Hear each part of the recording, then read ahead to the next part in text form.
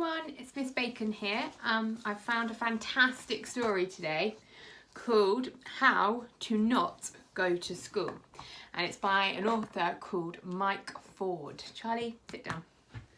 Sit down. Sit. Good boy. Right, so I'm going to read you a little bit of it because there's different chapters. So first of all, you're going to have to excuse the dogs. First of all, the first chapter. How to not go to school. Sunday the 29th of March 2020. I'm very good at not going to school. I've done it every single day of my life. First, I wake up, get dressed, I feed my animals. My animals. Alfred the Great, our very fat cat. Parsley, my imaginary guinea pig. Molly, Wobble and Maximilian Ironbelly II, my two real guinea pigs. Einstein and Meatball, the dogs. Stickosaurus, the stick insect. Diane, Pam and Anne, the nanny goats. Next, I feed me. I brush my teeth and then I don't go to school. For some of you, it might be a little more tricky. You've been going to school so long that it's seeped into your bones. You have times tables tattooed on your brain and your belly rumbles whenever the lunch bell rings. You'll have to remember not to put on your school uniform and not pick up your packed lunch. You need to not go through the front door, not walk down the street, not cross the road with the lollipop lady, and absolutely, definitely not say good morning to your teacher. And that's all before school's even started. Then you have to spend all day concentrating on not listening to what your teacher is saying. I'm Parsley Mimblewood, by the way, and I've never been to school, not once. I've never put my hand up to answer a question. I've never run a race on sports day, and I've never eaten a school dinner. Instead, I learn things at home with my mum and my little brother Bo. Things like how to milk a grumpy nanny goat and how to extract the healing properties of crystals. We live in a little ramshackle cottage at the end of a windy, narrow lane in the middle of the moors, just beyond Wensleydale. It's so far from anywhere that whenever a car drives past, we all come running out to say hello. It's so far that it would take hours to get to school and back. And anyway, my mum says they don't teach you important stuff at school, like understanding the truth about crystals. She really likes crystals. Anyway, now nobody is going to school. So today, on Sunday the 29th of March 2020, I've decided to write a book for all of you. A book to explain exactly how to not go to school. Chapter 2. How to care for your grown-ups. Monday the 30th of March 2020. This morning I was woken up by a dripping sound. Our roof has a lot of holes in it because our cottage is really old and tumble down. And when it rains we have to gather up all the buckets and bowls and bottles to put underneath the drips. I don't mind the drip drip dripping because it makes our house sound like a deep dank cave. But when we're all stuck inside together, everyone starts to go a bit crazy. By the time I got up, Bo had already knocked over 3 bottles and spilt a bowl of Cheerios across the floor. I had to hop between the shrinking islands of dry, crunchy cereal to stop my slippers getting covered in soggy Cheerio mush. Bo was being a very good boy because he was already cleaning up his mess by picking up and eating the dry Cheerios from the floor. I poured myself a bowl, but before I could get the spoon to my mouth, Mum had rushed in shouting things like, "Don't let your brother eat food off the floor! Where's my phone charger? And I've got mush on my slippers!" I tried to explain that she should hop between the dry islands of cereal, but she wasn't having any of it. By then, her phone was plugged in, and one eye was glazed over her screen, while the other eye was glaring at me, even though it was Bo's mess. After a few moments, she tore herself away from her screen and sighed, "I think we've got a serious case of cabin fever." Cabin fever is what happens when we all feel cooped up from being trapped in our little house for too long. And as soon as someone says cabin fever, we all start singing I've Got Cabin Fever from the Muppets Treasure Island. We've had cabin fever so often that I've learnt all the words and I can do all the voices. Unfortunately, Bo hasn't learnt all the words yet. He only knows the I got cabin fever line, and in fact he thinks it's I got gabba geeba. Mum and I cleared up the cereal, but Bo was still singing gabba geeba again and again and again. And Mum had gone back to her phone, so I thought I'd go and feed the animals before the cabin fever got any worse. Whilst I was feeding the animals, I made an incredible discovery. Looking after animals is just like looking after grown-ups with cabin fever. Grown-ups are like dogs. Just like dogs, grown-ups must be taken for regular walks. Otherwise, they start pacing up and down the house and muttering to themselves. Grown-ups are like cats. Our cat, Alfred the Great, is on a special draconian diet from the vets because he eats too much. When Mum's stuck inside, I need to stop her from snacking too, or she'll have eaten all the snacks and there won't be any left for me. Grown-ups are like guinea pigs. Guinea pigs don't do very much. Even imaginary guinea pigs are a little bit boring, but they do give very good cuddles. And I've found that a short cuddle is a surefire cure for grown-ups who have caught a bad case of cabin fever. Grown-ups are like stick insects. It's very easy looking after a stick insect, but sometimes I worry that Stickosaurus might be a little lonely without any other stick insects. There's at least 2 of everything else. Even I've got Bo, although he can be very annoying sometimes. Mum doesn't have any other grown-ups in our house. Maybe that's why she spends all day blabbering on the phone about crystals. Grown-ups are like goats. We've got a copy of the RSPCA guidebook for keeping goats. Well, we've got all the pages apart from page 45 to 52 because Diane the goat ate them. Anyway, the guidebook says that goats must not be tethered. Even though they're fantastic at escaping, you shouldn't tie goats up because it can hurt their necks. My mum's phone is always needing charging up, so sometimes she sits for hours stuck to the wall staring at pictures of crystals and looking at the news just like a tethered goat. I decided that my mum needed some looking after, so I hid her phone charger at the bottom of Bo's toy box. This ticked off most of her needs because she was exercising by rushing around the house. She wasn't tethered to her phone, and she got a huge hug from Bo when he said sorry for putting her charger in his toy box. I felt a bit guilty about getting Bo into trouble, and also my plan only seemed to make the cabin fever worse because by lunchtime everyone was grumpy with everyone else.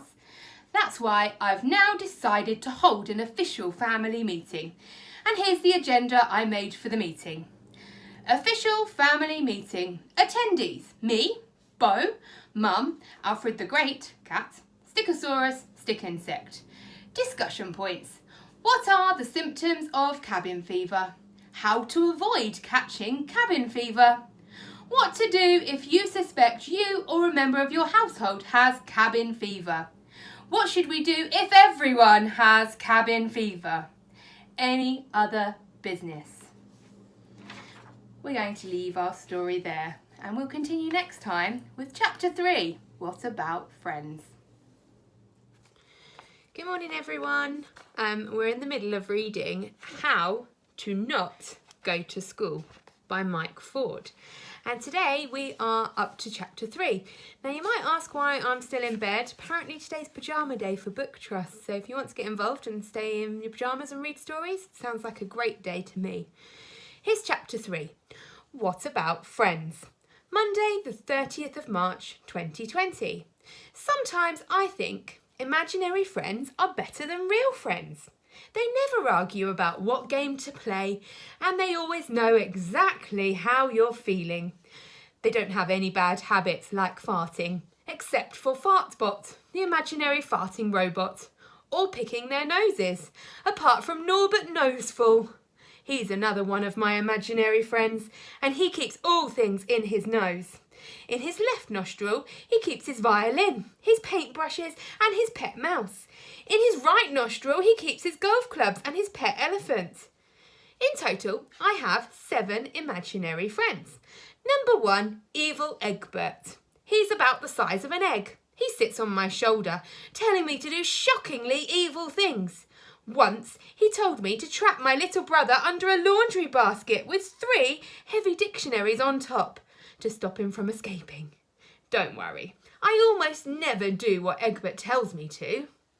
2. Norbert Noseful. Everyone knows about him.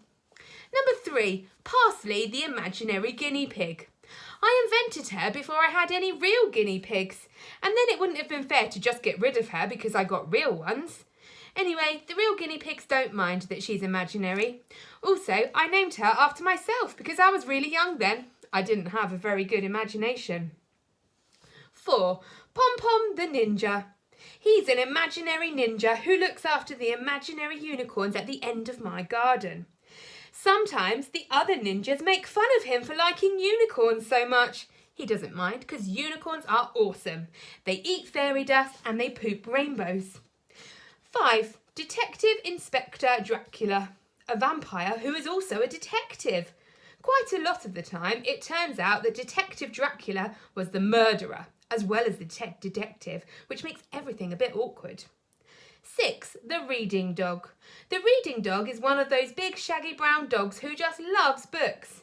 He loves nothing better than to snuggle up and read my book over my shoulder. 7. Fartbot. A genius scientist created him with cutting-edge fart extinguishing technology, but unfortunately the scientist got distracted and put the nozzle on backwards. So now Fartbot just farts a lot. Most of the time this is kind of nasty, but sometimes it's useful to have someone to blame. Today I was in the garden with Detective Dracula trying to solve the mystery of the sheep skull on the wall. How did it get there? Who killed the sheep? What happened to the rest of its body? I had 2 suspects. First, my brother Beau. He's always digging around in the dirt, unearthing rotting old things, and he won't let us throw them away because he calls them his treasures. One time, he found a black leathery bird's claw the size of his fist. He carried it around tied to a piece of string for weeks until Mum accidentally threw it in the bin. My suspect is Detective Dracula himself, but I couldn't work out how an imaginary vampire could lift a real sheep skull. I was stumped, and so was Detective Dracula. That's the problem with imaginary friends. When you run out of ideas, so do they. So I decided to send for backup. I ran inside and grabbed the enchanted tablet. It looks and works just like a normal tablet, except it uses magic instead of electronics.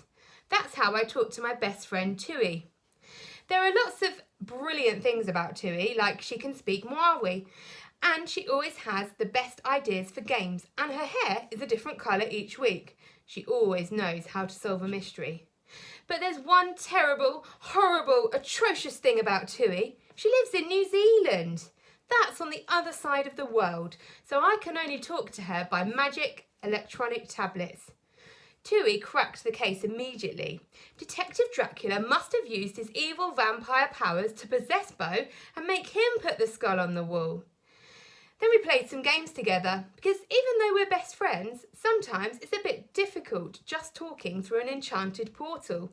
I don't know what grown-ups blabber on about for hours and hours. After talking to Tui, I felt happy, but I also felt sad that she lives so far away. When I feel like this, imaginary friends aren't much help, because they just feel the same way as me. So I wrote a postcard full of questions for my Gran. My Gran is tiny, not like evil Egbert, but she is smaller than me. Sometimes I think she's so small that she's not really a grown-up. She's more of a grown-down. Normal grown-ups are so busy worrying about crystals and getting superglue out of Beau's hair, but my Gran always has time to understand. Here are some of the questions that I asked her. Did you ever have an imaginary friend? Who do you miss seeing most at the moment? How should I keep in touch with my friends? What do you think we should do when we get to meet up in real life again? Maybe you'd like to talk about some of those questions today. On Monday, when we meet again, we'll be reading Chapter 4. Chapter 4 is called How to teach yourself better than a teacher could teach yourself. See you soon. Good morning, everyone. We're in the middle of reading our story, How to Not Go to School by Mike Forde. If you've missed any of the chapters so far, then have a look back on our Facebook page and hopefully you'll find them, because today we are up to chapter 4, which I need to read very carefully. Chapter 4 is entitled, How to Teach Yourself Better Than a Teacher Could Teach Yourself. That's a mouthful. Tuesday the 31st of March 2020. Today I've been thinking about the number 2. That sounds kind of babyish, doesn't it? Let me put it another way. Today I've been investigating the properties of the number commonly referred to as 2. It all started when I was feeding my animals. Dogs have 2 eyes and 2 ears. Goats have 2 horns. Even Bo, my brother, has 2 arms and 2 legs and 2 kind of snotty nostrils. That got me thinking about all the 2s that animals have. Birds have 2 wings and 2 feet. Dolphins have 2 flippers. Crabs have 2 claws, and Stichosaurus, the stick insect, has 2 antennae. But some things don't come in 2s. Dogs have 4 legs. Beetles have 6 legs. Octopuses have 8 tentacles, and centipedes have 100 legs. Millipedes have 1,000 legs. Some ladybirds have 6 spots, and some have 8 spots. Bo has 10 fingers and 10 toes. Then I started looking at plants in my garden. The daffodil had 5 petals. One of the daisies I looked at had 35 petals, and another one had 42 petals. The dandelions all had different numbers of leaves. I tried counting the branches on the tree, but I got confused about what counts as a branch and what's just part of another branch. At lunch, I counted 13 seeds in my apple, and then I counted the seeds in Bo's apple to make sure. He only had 10 seeds. Have you noticed the pattern? Animals have even number of body parts, but plants can't have odd or even. The only exception is the number 1. Monkeys only have 1 tail, and you've only got 1 head, I hope. I decided to do some research on the enchanted tablet. It turns out that almost all animals are bilaterally symmetrical. That means you could cut them in half down the middle and they'd have the same number of legs, fingers, tentacles, snotty nostrils on either side. But plants are almost always radially symmetrical, which means you can spin them round and around and around and they still look pretty much the same. Imagine spinning a daisy flower around and around.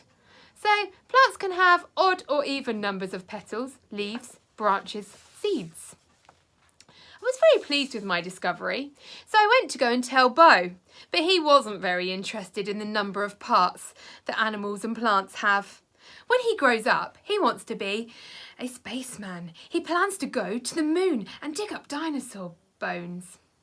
I've tried explaining that there aren't any dinosaur bones on the moon, but Mum says it's okay because it keeps him busy learning lots of things about dinosaurs and lots of things about space. Yesterday he told me the biggest plant in our solar system is Jupiter, which I thought was quite a mean thing to say until I realised what he meant. He meant the biggest planet in our solar system is Jupiter. Today he was focusing really hard on learning how to spell the name of dinosaurs. Pretty tough challenge, especially as he struggles to spell Bo. Mum says that if you don't go to school, then you need to have a motivation. At school, you have teachers prowling around, making sure you do your work and hitting you with canes and locking you in the chokey if you don't follow the rules. Do they still do that? I read Matilda and Danny the Champion of the World, and that sort of thing happened all the time in those books. My motivation is curiosity and finding things out. Bo's is dreaming of being a spaceman. Mum's motivation is that she loves to master how to do things. One week last winter, she spent every night practicing juggling with oranges. Now she can juggle any fruit she likes, even pineapples. Another time, she decided that she wanted to learn calligraphy, the really fancy curly writing. So she spent ages practicing, and now her writing is so curly, no one can read it. Mum was more impressed than Bo by my discovery about symmetry in animals and plants, especially as we'd only learned about different types of symmetry a couple of weeks ago. Then she got out the B-B-O-M, B-bomb. That stands for the Big Book of Maths. It's an absolutely enormous maths book, and we call it B-bomb because that's the sound it makes when you drop it on the kitchen table. I sort of wish I could just spend all my time investigating things, but it's kind of useful learning stuff from the B-bomb. Like last week, we learned all about different types of symmetry, and that was helpful in my animal and plants discovery today. After maths, I did some writing, this book, and Mum told me to write down some more questions about motivation and learning things at home. So here they are. And maybe you want to answer these today. What's your motivation? Are there any other types of motivation? Should you only have one motivation, or can you have different ones? What else do you need to help you learn at home? And that's the end of chapter 4. Tomorrow we will be reading chapter 5. Chapter 5 is entitled How to Feel Joyful, Disgusted, Worried, Angry, Sad and Hopeful. See you tomorrow. We've been busy reading How to Not Go to School by Mike Forde, and we're up to chapter 5 and chapter 6, which is actually the end of the story. I'm sorry that you've had a bit of a delay, but hopefully it's created a bit more suspense for the story. So chapter 5 is called How to Feel Joyful, Disgusted, Worried, Angry, Sad and Hopeful. Wednesday, the 1st of April 2020. In the corner of Bo's room, we have a big wooden toy house. A couple of years ago, we went to town to go to the cinema, and on the way home, we saw this beautiful toy house in a skip. And Mum stopped the car, put it on the back seat on top of me and Bo. We took it home. We sanded it down, then painted it green and gold. It's called the Inside Out house because the film we watched was Inside Out. We went down to the river and we collected lots of interesting looking stones. Then we painted them with different feelings. I painted a big frowning face on a pointy red stone and called him Anger. And his big brother is a jagged black rock called Rage. Sadness is a perfect round pebble.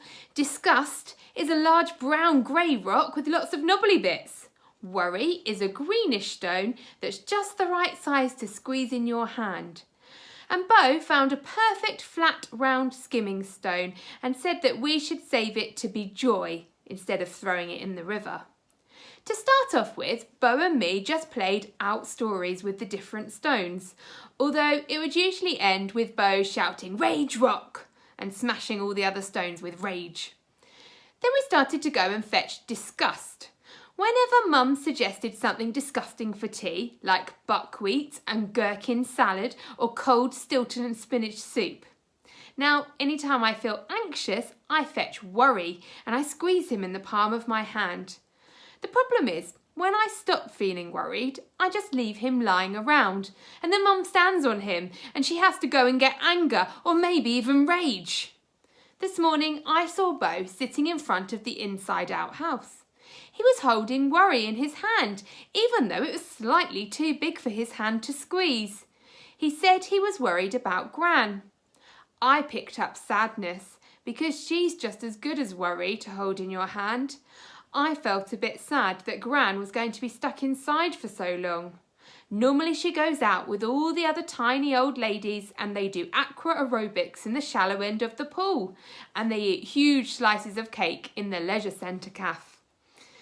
Above the Inside Out house, Mum had painted a big sign in her curly calligraphy writing.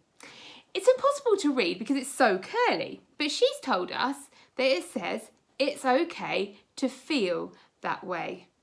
Mum came in and sat with us for a bit. Then she told us that she thinks we need a new stone for the house. She wouldn't tell us what feeling it was. or even what the stone should look like, just that we'd know when we saw it. So we all put on our wellies and trudged down to the river. Pretty soon, Bo had forgotten about looking for the special stone and was just looking for dinosaur fossils. But me and Mum kept looking for ages and ages until my fingers were frozen to icicles and Bo had made an enormous pile of dinosaur fossils. Eventually, I saw the stone we were looking for. It was under the water, lodged beneath a big craggy slab that I had to lever up.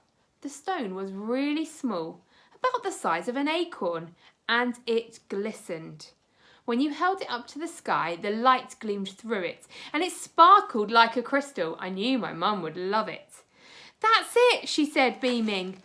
"What is it?" I asked. "It's Hope." We took Hope home and introduced her to all the other stones. And then Mum painted another sign to go above the house. She had to read it out to us because of the curly writing. But it said, "Hope is the thing with feathers," which is a poem by Emily Dickinson. We wrote another postcard for Gran, and then I thought all of this would be a good idea to include in my book. Here are some questions me and Bo thought of. Are you worried too? Do dragons like soup? Who could you talk to? How do your grown-ups feel? Do dinosaurs like soup? Is it okay to feel that way? Chapter 6, the last chapter of my book. Thursday, the 2nd of April, 2020. This is the last chapter of my book. By now, you're an expert on not going to school. You could probably do it in your sleep.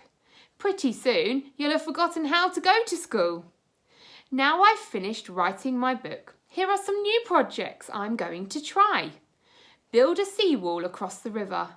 Ask Chewie to teach me to speak her language. Learn how to juggle pineapples like Mum. Teach Einstein and Meatball the dogs to perform tricks. Teach Bo to perform tricks. Invent an 8th imaginary friend. Create a stop-motion animation with the feelings in the Inside Out house. Phone Gran and write a report about all the interesting things that have happened in her life. Create a friend for Stickosaurus, the stick insect. Investigate the number 10. Help Bo learn all the words to I Got Cabin Fever.